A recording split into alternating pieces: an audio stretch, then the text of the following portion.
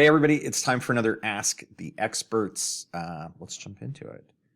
So today I want to talk about AI concepts, AI 101. Now you may have already had, watched videos about what AI is going to do and how it's going to change the world, etc. I want to try and talk about AI at a bit of a higher level or an intermediate level, get in between what most AI talks about and where real people live. So my name's Rob Jolliffe. I'm president of Sabre Limited. And this is a very generic video. So normally I would say that if you're watching my videos, you're probably a manufacturing company and a small, medium manufacturing company.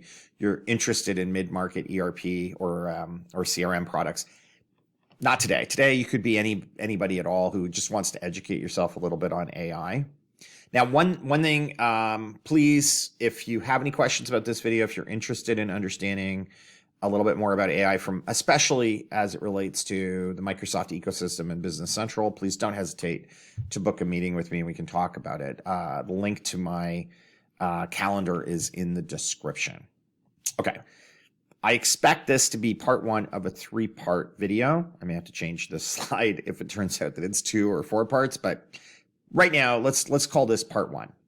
And it's kind of the what is AI part of the video series that I'm going to be putting together.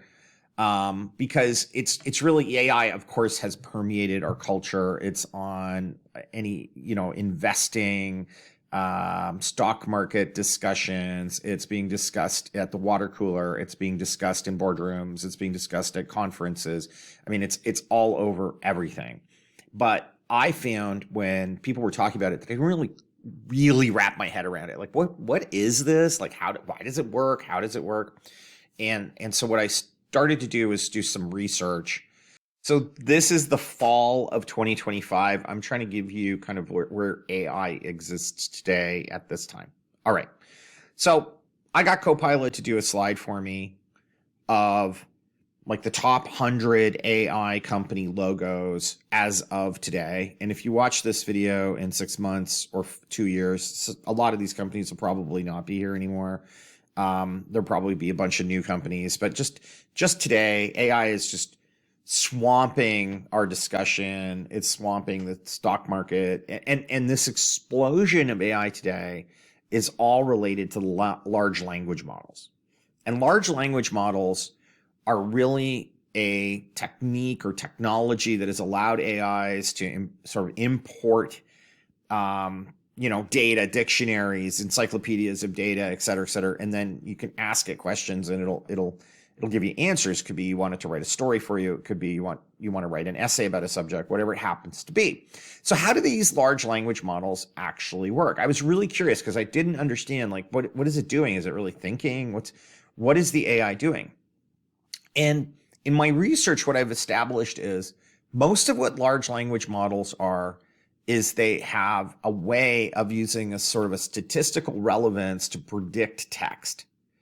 So if they're not thinking, they're not knowing, and if I just went into a ChatGPT and I started off and said, clear your history, I'm going to ask you, the customer was very blank, complete the sentence.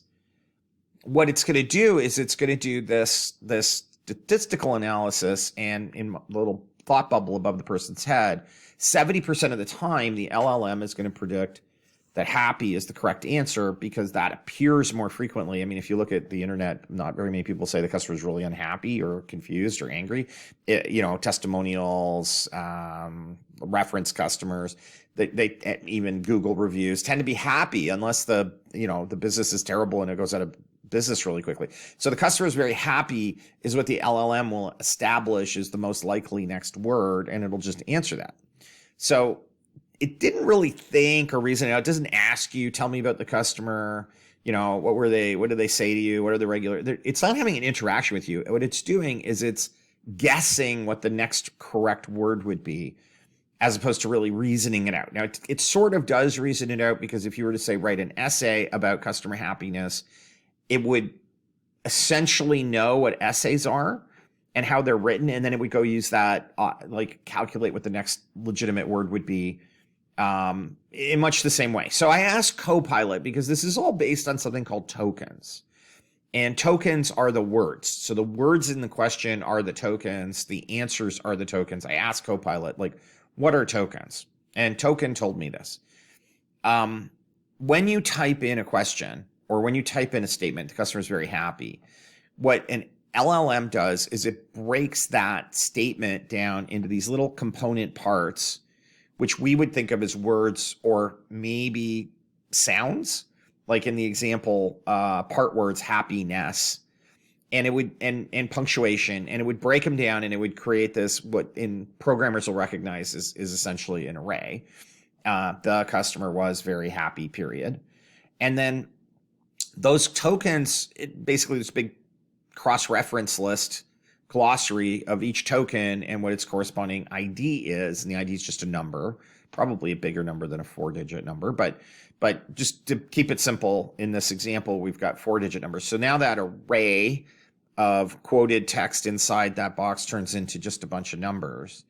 And then what the token does is it looks in essentially the library of all knowledge that it has absorbed into it. The LLM looks for those tokens and checks to see what's the most likelihood of them occurring in whichever pattern. So in other words, the customer was very happy, and what would be the next sentence?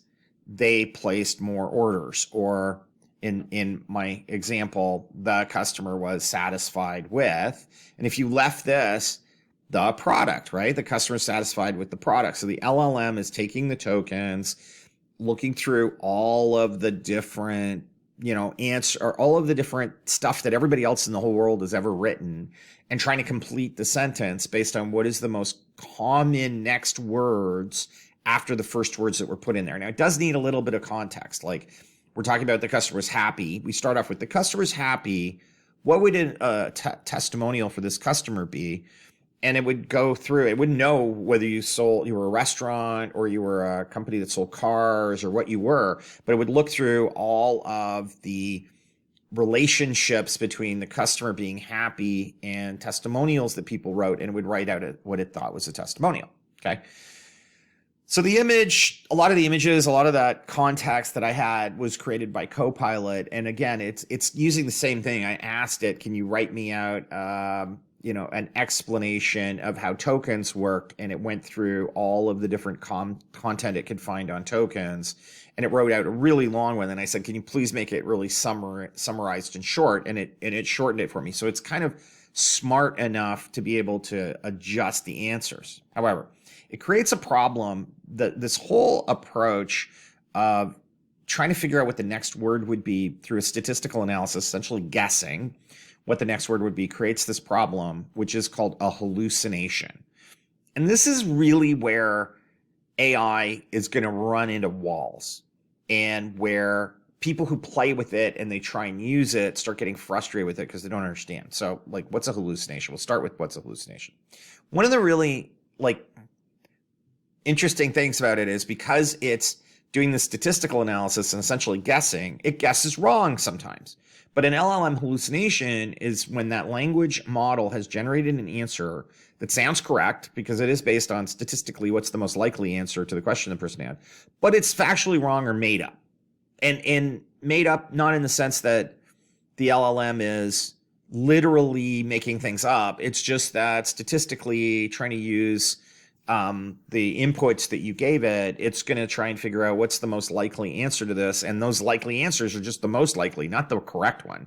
It could be completely incorrect. It just seems likely. But when the LLM gives the answer, it's not like, but I had to statistically infer this from answers. And so therefore there's this little thing that says always double check what an AI answers. But the LLM sounds like it knows the answer. So there's a really famous one that came out when GPT-5 was released. It said, somebody asked it, what is the title of Adam Tauman Kali's PhD dissertation? I can't even pronounce it. And it gave answers, but it was not published. Nobody knew. Like, Adam knew, and maybe people at the school, but it wasn't on the internet. There was no place for the LLM to find it. So what it did was it just basically said, well, I know who Adam is. I know the kind of stuff he's written. And the most likely names of his PhD dissertations would be these three names because those are the likely names he'd have. And it assigned alternative authors, like co-authors to it, because Adam was frequently using co-authors. So it figured, well, probably he used a co-author and it's most likely one of these. And it made up three answers that it said, these are the names of this is the name of his PhD dissertation. Or these are the three answers to his dissertation, which none of them were correct. So if the correct, like the way it answered it was, what are the likely titles of Adam Tauman-Cowley's PhD dissertation, instead of actually saying, I don't know, I can't find the answer. So it's trying to predict the words, right? Not verify the facts. And when it doesn't know something, it has all of these AI systems have rewards for guessing. Because more often than not, they guess correctly, but sometimes they guess incorrectly. So this is what a hallucination is. A hallucination is an incorrect guess. Okay, so I wanted, because I always forget, and I have a little sticky note that reminds me I have to record my meetings with customers. And I always forget when I'm on Teams to click the record button to record the meeting with my customer. And I can't set it up to automatically record because then it'll record absolutely everything. And there's some issues with privacy that, Microsoft doesn't want to enable recording automatically of every single thing that happens from a privacy point of view. So therefore, I wanted to write a Copilot agent with Copilot Studio, which is an agent development software package that I get access to as a Microsoft partner. I wanted to try and write and auto record my Teams meetings agent. So I went in and I wrote this prompt in Copilot Studio because it says, describe what you want your agent to do and we'll create it. Create an agent that monitors when I start a Teams meeting and prompts me whenever I want the meeting recorded. And based on my response, will activate the meeting recording or not. Okay, simple description. And it churned away for about 3 or 4 minutes. And then it said, I've created your meeting recording agent. And this is the meeting recording agent. Okay, you zoom in on it. Prompt to, would you like to record this meeting? Or meeting join confirmation. I've joined your scheduled meeting. Would you like to start it? Recording reminder. So I'm thinking, and it says, do you want to install this in Teams? So I do, sure. But it doesn't do anything. When I start a Teams meeting, and I could go look, and that agent's there. It doesn't say, your meeting started. Do you want me to record it? It doesn't do anything. When I dug into it a little bit further, it turns out I could ask Copilot Studio to create this agent for me. And it hallucinates that it created the agent for me. And this is where you get something called vibe coding, which we're doing today. This is where we get into, and I'll get into this in the next video. But basically, the most important thing to understand about AI today is AI is not really thinking. Okay, it's anticipating, it's guessing, it's very good at guessing, incredibly good at guessing. And if the question you ask it, it can find really good, relevant material, it'll give you a pretty accurate, probably very accurate answer to that question, as long as it has the source material to go from to give you the answer. But when you are trying to ask it to do something, and it doesn't really know how to do that thing, it's not going to say, I don't know how to do that. Very often it won't say it. And one of the interesting things that I've been looking into, and I have a couple of YouTube channels that I watch about this on thought leadership, there is some suspicion right now, I guess you would say, among the people out a little bit outside of the LLM world, that the amount of computational power to create an LLM that would self-check its own facts, you can drop something into an LLM and say, is this correct? And it'll go through and it'll search and try and find out if it's correct or not. And if it's a hallucination, it'll tell you, well, no, this isn't real because I can't find any facts that validate it. Like, it can do that. But the problem with the LLM is, in order to program it so that it would reduce the error rate low enough that it's really, really reliable and will never make mistakes, is like use the power of the energy of the sun. Like, we don't have enough electricity to run LLMs that would consistently produce answers. Like, it becomes exponentially difficult to do that. And I think, therefore, we're going to be able to use LLMs for a lot of stuff, but it's not quite the panacea everybody thinks it is. At least I don't think it is. Okay, so what have we learned? AI is not actually intelligent. It's a simulated intelligence, and that simulation uses these tokens. By the way, tokens are what uses electricity. So when you hear about power bills going up and data centers being built and all the electricity going into them, the tokens are what is grinding out those chips are grinding out and calculating and then using and doing calculations. So your tokens are what cost you money. Usually, this is how they charge. AIs can hallucinate, meaning they give you just worthless answers that are useless for you. And writing code or getting AI to do things it's a lot more than a prompt. You're not going to get what you think you're going to get. Like, a lot of people think I'm an amateur, I'm just going to start having AI write code for me. If you're really good, you might be able to, but it's just very tricky. You have to be cautious. It could lead you down really dangerous paths, actually. All right, so please, if you like this video, subscribe and follow the channel. We do new videos every week. I do videos from time to time.